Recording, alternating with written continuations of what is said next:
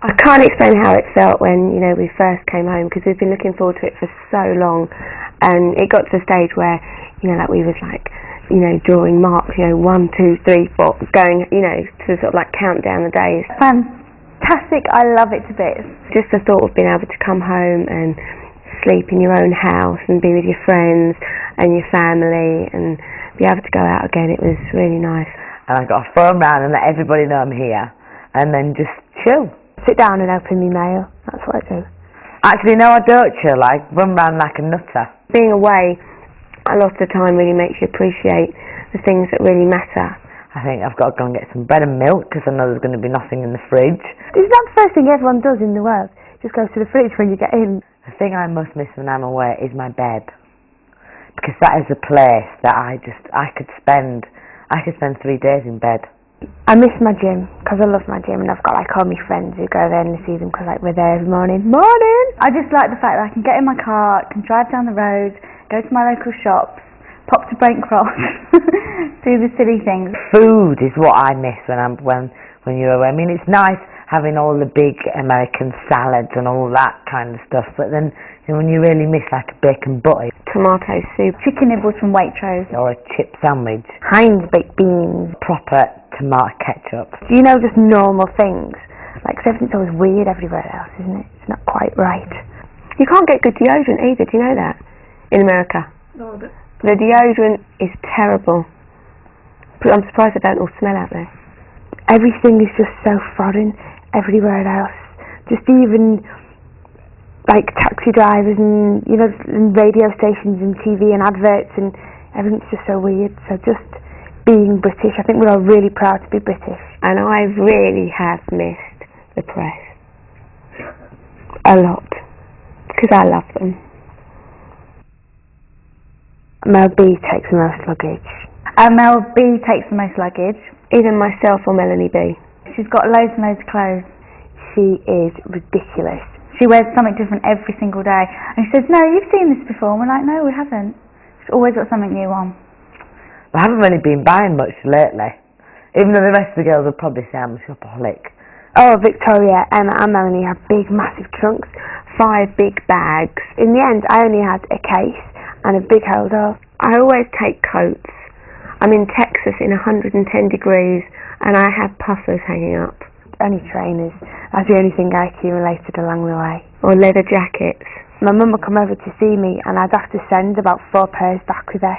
I think I was on average about 1 a week, a pair of trainers a week. It's ridiculous. I don't unpack, my mum does. I've unpacked now, I've been back for a fortnight, and I must have unpacked the last thing out of my bag about 2 days ago. Oh, I don't unpack, I just go like that. Down the side of my bed looks like Oxfam. I don't unpack. Get up when I wake up, which is usually quite early because I'm a bit of an early riser, so if I sleep at 8 o'clock, that's a lie-in for me. Wake up about 3 o'clock in the afternoon. No. I get up around 12, 1 o'clock. I'm pretty knackered and I like to sleep. Get up at about 10ish. Go down for a swim if I'm feeling really, really energetic, and actually I lie because I only did that about twice throughout the whole tour, so I'll start that one again. So I get up, I'll have my brekkie, and I lounge around for a bit, probably have a nice long bath. Wake up, order breakfast. I'll open the curtains, try and wake myself up a bit, stick the TV on, probably call one of the girls and say, what are you doing? Ring England, speak to the office, see if there's anything that needs sorting out. I'm really lazy actually, I'm really, really lazy. I make my way down to the gym, train for a couple of hours, come back, and then usually it'd be time to go to the venue. And sometimes there was a journey of up to an hour to 2 hours, either on the bus or on a jet. And I'd get to the venue and run mad, kind of have a look in kitchen, have a look there, go on the stage, have a faff about, probably annoy a few of the dancers, probably go and annoy some of the wardrobe ladies. We'd have a bit of hair and makeup, a little bit of hair and makeup, then we'd do interviews, which would include probably about 3 to 4 radios, do a singing warm-up, do a sound check, a couple of televisions, have something to eat. I have my hair and makeup done at the very last minute. I hate having my hair done. Sitting there, having your makeup done. Because obviously pigtails, you have to get them straight and have to be the right shape. And sitting there, having your hair done. And every hairstylist says that I'm the most difficult. That's the only bit that I don't like, even though you have to have your hair and makeup done to look good. Couldn't exactly go on looking like a dog. When you're on stage and you're doing like the same thing, your kind of body goes into autopilot. And so going, stop, and then you're thinking, there's really something I need from the supermarket. I wonder where my mum is. And I'm thinking sugar, coffee, just checking that I've got everything. Victoria, sometimes I look at her and she's like in the clouds. You are in a different world. You are in a different world, and sometimes I don't even realise what I'm doing, but I'm doing everything right. Or you find something in the audience that you can't help staring at. What do you put that on for? I always make eye contact. What did you wear that top for? But then the kid doesn't actually believe that it's you. He'll be nudging his friend going, look, she looked at me. Look. And he's like, no, she didn't. But when they wave and then you wave back, it's really nice because they're like that. I think it was the second night we was coming down the ramp and I just slipped straight over on my bottom. But I lifted myself back up and got back into the seat. I was quite pleased with myself actually. Probably the most embarrassing thing that happened to me on stage was our first gig actually in America, and some of the costumes had been like renewed, and I wear these like silver fluorescent trousers. They just split from the crotch right up the back, and at the beginning you think you're alright, we have to go like this, and I thought there's no way I'm doing that with a big split up my bum. Right, I had to run off quick and I was going there's no place like being at home, and at the end of the day all of us, it's been a big ambition of ours to play at Wembley Arena, and as for Wembley Stadium, that is something that we never ever thought that we would be able to do. The most exciting thing about being on the road is, as cliched as it sounds, is when the doors open. 2 hour show, how am I going to get through it? And then when you're on there and the vibe and the audience kind of just takes you somewhere. The fact that you can get up on the stage and sing the songs that you've actually written. Nearly every night I'd get a whole tingling sensation up my body because you forget how many people are out there. And in America, because most of them were open air and it was quite light when we started, you can literally see everybody, and that is just a real and like in England a lot of our fans actually dress as us. A lot of people dress especially as Emma, but in America the parents dress like us too. American fans are louder, they are, and they're more kind of over the top and like, I love you. And you're like, but you don't know me. It's really freaky. I swear to God. They're already like, oh my God. And you think, what? I don't do that much partying on tour now. In Europe I did quite a lot of partying. Me and Mel B, the band, the dancers, and the hair and the makeup and us. It was a real kind of party. You have got a responsibility you have got to look after yourself. We were out like every single night. You can't go out getting drunk, you can't be staying up all hours. I'd say we went out in nearly every place we went to. Emma beat me a few times. I was called the monster. She was like, no, I'm here and I'm staying, one more song. You can't be shouting and screaming, and you got to stay out with smoky atmospheres and stuff. I like going out. If I've been going out and like partying too hard, whatever, and then I went on stage the next night and my voice just wasn't as good as it could be, then I would be so frustrated and angry with myself. We all like gossiping. We all love it. I reckon probably Victoria's the biggest gossip. Oh, Victoria. I'd say Vicky is the biggest gossiper. Biggest gossip out of the 5 girls is me. She comes out with these things, these facts, and you're like, where did you get that from?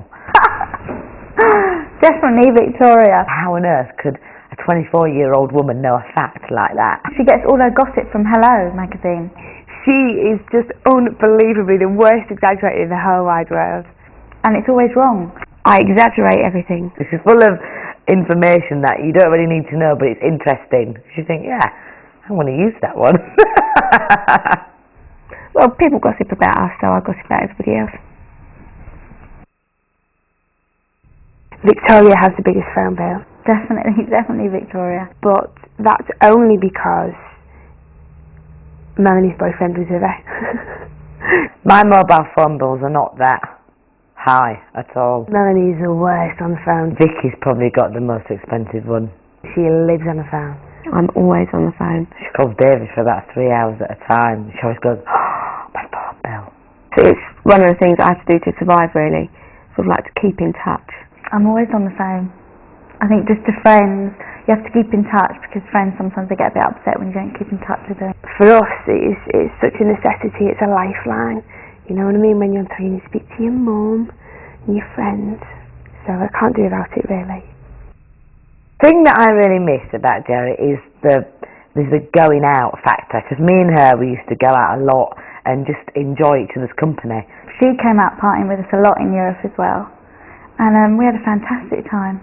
Yeah, she was a good laugh. She was. You know, some people you feel as though you can just sit there and not have to say anything.